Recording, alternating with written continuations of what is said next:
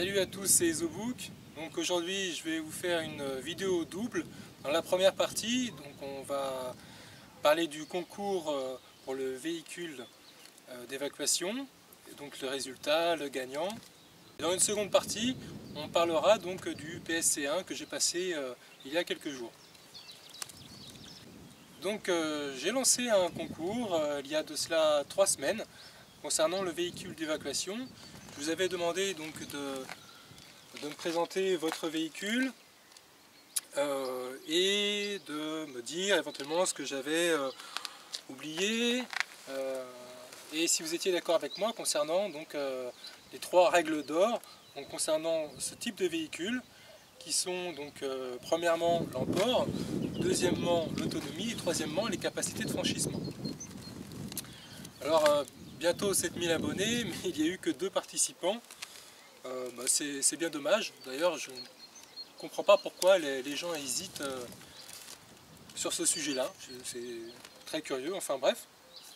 Alors je remercie David de Survivalist 73 et Vaz, donc le journal d'un apprenti survivaliste. Donc je vous avais laissé quand même de la matière, puisque j'avais omis certaines choses volontairement. Et bon... D'autres s'en sont aperçus mais n'ont pas souhaité participer au concours, comme par exemple la CIBI ou bien les systèmes d'attelage, qu'ils soient fixes ou démontables, pour pouvoir transporter justement donc, une remorque, certaines choses comme de l'eau ou des barres de céréales ou de la nourriture en général, ainsi que des vêtements de pluie. Comme le parc automobile français est constitué de 80% de véhicules roulant au diesel, en effet, il se peut que certaines pompes contiennent encore quelques litres d'essence, tandis que celles au diesel seront vides depuis longtemps. Voilà, donc si jamais on a un seul véhicule, donc comme je l'explique, il vaut mieux avoir quand même le diesel, puisque ensuite on peut très bien trouver une solution de troc ou autre pour pouvoir trouver du carburant, par exemple le fuel domestique. La plupart des maisons ont des réserves de 1000 ou 2000 litres. Bon, ça peut dépanner. Donc David, par rapport à ton véhicule, comme pour Vaz, j'ai procédé à une notation sur 5 concernant donc les 3 règles d'or. Et le gagnant est celui qui aura donc la meilleure note. Et donc alors je vais commencer tout de suite. David, donc tu nous as montré ton fourgon J7 je crois, qui est donc encore en travaux. Donc sa capacité d'emport, j'ai noté 5 sur 5. C'est le top du top, hein. Tu peux mettre des matelas comme tu nous as montré pour pouvoir dormir. L'autonomie 12 litres au 100, j'ai mis 2 sur 5. Et donc la capacité de franchissement 2 sur 5. Voilà, ça reste du 2 roues motrices en traction. Bon, c'est vrai que la hauteur de caisse est supérieure à la moyenne. Après, je pense que les suspensions sur ce type de véhicule sont relativement souples et c'est ça le plus important. Ce qui te fait un total de 9 sur 15. Vaz, donc ton Defender, Land Rover. Donc il y aura en description le lien directement sur leur vidéo. Donc au niveau de la capacité d'emport, sans la remorque, donc une note de 2 sur 5. En effet, tu as choisi la version courte et c'est difficile de transporter beaucoup de personnes ou même énormément de bagages. Au niveau de l'autonomie, 10 litres au 100, c'est compréhensible par rapport à ce type de véhicule, c'est quand même assez lourd, mais on peut mieux faire. J'ai mis 3 sur 5. Et sa capacité de franchissement, excellente. Même si tu nous as raconté un petit peu tes déboires, je pense que là où tu es resté embourbé, tout le monde serait resté embourbé de toute manière. Et en plus de ça, donc tu as parlé des pneus. Et c'est vrai que c'est une chose importante. Et donc ce qui te fait un total de 10 sur 15. Donc il y a simplement un point d'écart. Mais si jamais je comptais ta remorque, eh bien ta capacité d'emport serait montée à 4 sur 5. Et à ce moment-là, tu aurais 2 points de plus, ce qui mènerait ta note à 12 sur 15. En tout cas, bon, ben, écoute, félicitations, c'est toi qui as gagné. Je suis désolé, mon poteau David, j'espère que tu le prendras pas mal. Bon, alors c'est très bien de noter les autres, mais en ce qui concerne mon véhicule, par exemple, au niveau de la consommation, je venais juste d'acquérir ce véhicule. Je n'avais même pas encore consommé la totalité d'un plein. Donc je m'étais basé sur 60 litres. Et donc arrivé au voyant qui s'allume qui indique qu'on arrive à la réserve, donc j'ai tout de suite relevé le kilométrage. Et donc sans attaquer ne serait-ce que d'un kilomètre la réserve, j'ai fait 843 km avec un plein de 60 litres. Ce qui m'amène à une consommation de 7,1 km au 100. Donc en fait, je n'avais pas remis à zéro l'ordinateur de bord. Et du coup, c'était encore basé sur la consommation peut-être un peu plus sportive de l'ancien propriétaire. Il faut dire aussi que je l'ai un petit peu aidé, puisque avant de faire le plein, je lui ai mis, donc, vous savez, les petits adjuvants que l'on verse dans le réservoir avant de faire le plein, hein, ce qui permet de décrasser les soupapes, les injecteurs. J'ai démonté et nettoyé complètement le filtre. Et qu'est-ce que j'ai fait d'autre? Oui, j'ai regonflé les pneus. Je suis passé de 1,8 kg à 2,5 kg. Bon, ben, vous voyez, ça porte ses fruits, puisque 7,1 pour un véhicule qui fait presque 2 tonnes, franchement, c'est le top. Voici les notes. Donc cet Opel Frontera, donc un vrai 4x4 de 1999. Sa capacité d'emport 3 sur 5, puisque on peut s'allonger à 2 à l'arrière dans le sens de la longueur. Je mesure 1,83 m, ça passe. Ah, faut pas plus, hein, mais... ensuite l'autonomie 5 sur 5, franchissement 4 sur 5, sa hauteur de caisse n'est pas excellente, on peut mieux faire. Par contre, voilà, le fait de passer en 4x4 permet de franchir donc des terrains que le 2 roues n'arrivera jamais à franchir. Ça, c'est pas possible. Encore félicitations donc aux gagnants. Journal d'un apprenti survivaliste. Tu m'envoies ton adresse postale, je crois que c'est en Belgique, en privé, et puis je t'envoie ton cadeau. Donc cette lampe tactique avec une batterie de rechange, rechargeable. Voilà.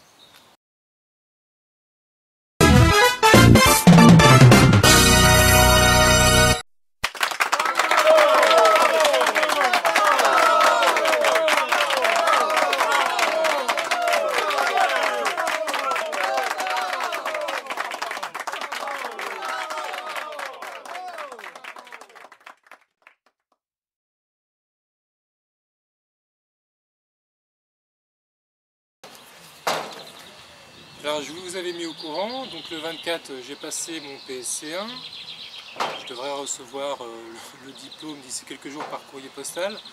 Alors comment ça se passe? Donc c'est 2 fois 4 heures, donc 4 heures le matin, 4 heures l'après-midi, donc en 8 heures, donc c'est un peu du bourrage de crâne. On survole, mais on ne rentre pas vraiment dans le détail. Alors ça coûte 60 €. Je vais être honnête avec vous, on n'apprend pas énormément de choses. Mais le peu qu'on apprend, c'est quand même essentiel. Et c'est surtout de la pratique.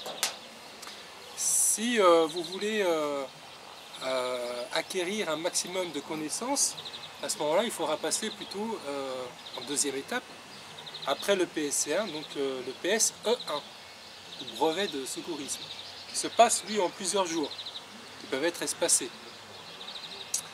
sur l'équivalent, on va dire, de 5 ou 6 jours. Lui, par contre, il est gratuit. C'est-à-dire qu'il faut faire partie de la Croix-Rouge, donc moyennant une cotisation annuelle de 16 €. Donc là, vous devenez bénévole et vous pouvez être appelé à faire partie du petit groupe. C'est en général un groupe de 4 secouristes lorsqu'il y a des manifestations, des concerts ou des foires, etc. Peu importe. Il y a aujourd'hui près de 54 000 bénévoles pour la Croix-Rouge française. Alors, lorsque vous n'êtes pas disponible ou qu'il y a quelque chose qui ne vous intéresse absolument pas, vous n'êtes pas obligé d'y aller. C'est bénévole, donc vous y allez quand vous pouvez. Alors, au tout début de cette formation, la première heure, c'est assez nouveau. Ça s'appelle le RRC, alors la réduction des risques de catastrophe. Donc, pendant 1 heure, il nous explique finalement ce qu'on vous a toujours dit dans le survivalisme. Alors comment il procède? Il commence par poser sur une table des photos format A4 de catastrophes. Il nous demande d'en choisir, et puis parmi celles qu'on a choisies, il les replace et il nous demande de mettre des mots. Et donc la formatrice, sur son tableau blanc, va écrire donc les mots qui vous viennent à l'esprit, comme catastrophe, danger, tremblement de terre, inondation, etc. Ensuite, une fois que c'est fait, ils posent leur katakit, c'est-à-dire c'est un sac d'évacuation conçu et vendu par la Croix-Rouge. Et dans ce sac, il y a des gants, couteau suisse, couverture de survie, bougies, allumettes étanches, briquets, lampes à manivelle, bâton lumineux. Ah, il n'y était pas lors de la formation.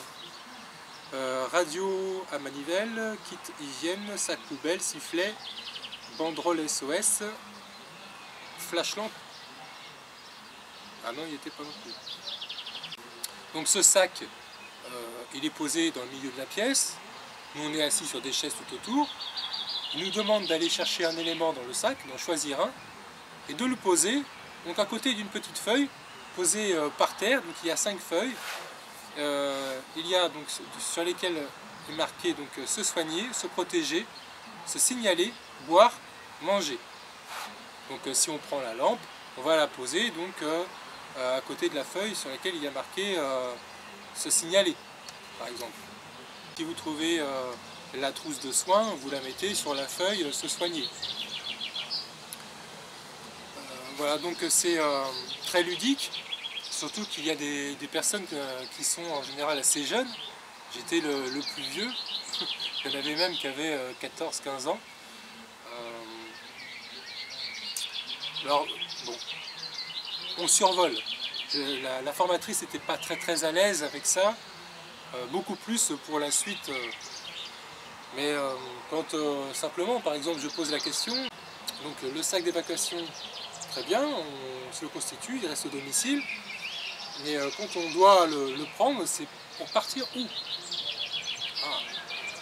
Je crois qu'on ne lui avait jamais posé cette question, bégayé un petit peu par gêne. Mais finalement, tout ce qu'on dit dans le survivalisme, on se rend compte que maintenant c'est enseigné à la Croix-Rouge. Et ça ira, je pense, en s'améliorant. Puisque, ne serait-ce que dans leur petit livret, donc maintenant, il nous parle des principes de base, réduire les risques, se préparer à la catastrophe. Alors, après la description donc, du kit de survie, il vous parle des tempêtes, tornades, cyclones, avant, pendant, après. Inondations, avant, pendant, après. Voilà, et puis donc les premiers secours. Donc sécuriser le lieu, apprécier l'état de la victime, demander de l'aide, effectuer les gestes de premier secours. Donc grosso modo, quand une personne pisse le sang, il faut lui faire un point de compression, appeler les secours, donc le 15 ou le 112 si on est en Europe. Mettre une couverture et puis parler avec la victime. Donc ça reste très sommaire. Uniquement des secouristes avec le brevet ont le droit de faire des pansements ou de donner un traitement par exemple. Si la personne est en hypoglycémie, qu'elle a un manque de sucre et qu'on a pourtant ce qu'il faut, on n'a pas le droit de lui donner, il faut à la limite lui mettre dans la main et qu'elle-même le mette à sa bouche. On n'a pas, parce que le fait d'apporter un sucre à quelqu'un qui en a besoin, c'est donner un soin, et ça c'est le travail des ambulanciers ou des médecins. Donc ça reste très limité malheureusement. C'est pour ça que j'invite les personnes à passer par cette étape et ensuite approfondir leur formation. Par contre, là où c'est vraiment très intéressant, je dirais que c'est dans la mise en pratique du massage cardiaque et du bouche à bouche. Alors le bouche à bouche ou le massage cardiaque, on ne le fait pas de la même façon, ni avec la même force, selon si c'est un individu ou un enfant, bien un nourrisson. Le nourrisson est considéré jusqu'à 1 an, et enfant à partir d'1 an. On s'entraîne, non pas avec Adriana Carambeu malheureusement, mais sur des mannequins en plastique prévus à cet effet. Donc il y en a un sur lesquels on peut s'entraîner par groupe de 2. Et puis ensuite il y en a un plus perfectionné avec des systèmes de graduation qui permet de vérifier si on applique assez de force sur la poitrine et aussi si on ne donne pas trop de force parce qu'il faudrait éviter quand même de casser quelques côtes. Et très franchement, si je n'avais pas eu cette formation pour comprendre quelle est la bonne dose de force qu'il faut exercer, et bien visiblement d'après la formatrice, j'aurais brisé quelques côtes à la personne que j'étais censé secourir. Également, lors du souffle, c'est pareil, il ne faut pas souffler, il ne faut pas vider ses poumons dans la personne. Et simplement, il faut qu'on voit un petit mouvement sur la poitrine. Donc, quoi, la cage thoracique se gonfle un petit peu, mais si jamais on souffle de trop, par exemple, il peut y avoir un renvoi de l'estomac, et donc finalement, on prend tout dans la bouche. Ça ne doit pas être très agréable. On apprend à savoir où trouver et comment se servir d'un défibrillateur. Finalement, c'est très simple. Ils ont simplifié à l'extrême, mais il y a des règles de sécurité à appliquer pour notre propre sécurité également. Donc finalement, non, je ne regrette pas. Toujours est-il que ces 60 €, ils ne feront pas de mal à cette association. Ils en ont grand besoin, ils le méritent. Ils font un travail de fou. Rappelez-vous, les images, on a vu donc des personnes avec le brassard de la Croix-Rouge aller chercher des victimes dans les débris lorsqu'il y a eu Fukushima, donc ce tsunami, et puis l'explosion des réacteurs de la centrale nucléaire. L'environnement a été complètement irradié. Ces petits gars, ils me rappellent un petit peu avec la Croix-Rouge sur fond blanc, les Templiers finalement des temps modernes. Alors eux, ils ne vont pas protéger les pèlerins jusqu'à Jérusalem, mais ils bravent le danger pour aller sortir des personnes complètement englouties par des gravats. Et très sincèrement, je leur tire mon chapeau, et surtout que c'est des bénévoles. Ils ont ça en eux, l'envie de rendre service, d'aider leurs prochains. Je pense que je vais intégrer la Croix-Rouge et passer donc mon PSE1, et puis par la suite, pourquoi pas devenir formateur. Là, au niveau de la gestion du risque, ça sera un peu plus poussé. Bon, écoutez, ça fait quand même plusieurs vidéos qui s'enchaînent. J'en reviendrai, mais plus tard. D'accord, je vais laisser un petit peu de place aux autres. Et puis, je vous dis à une prochaine fois. Ciao.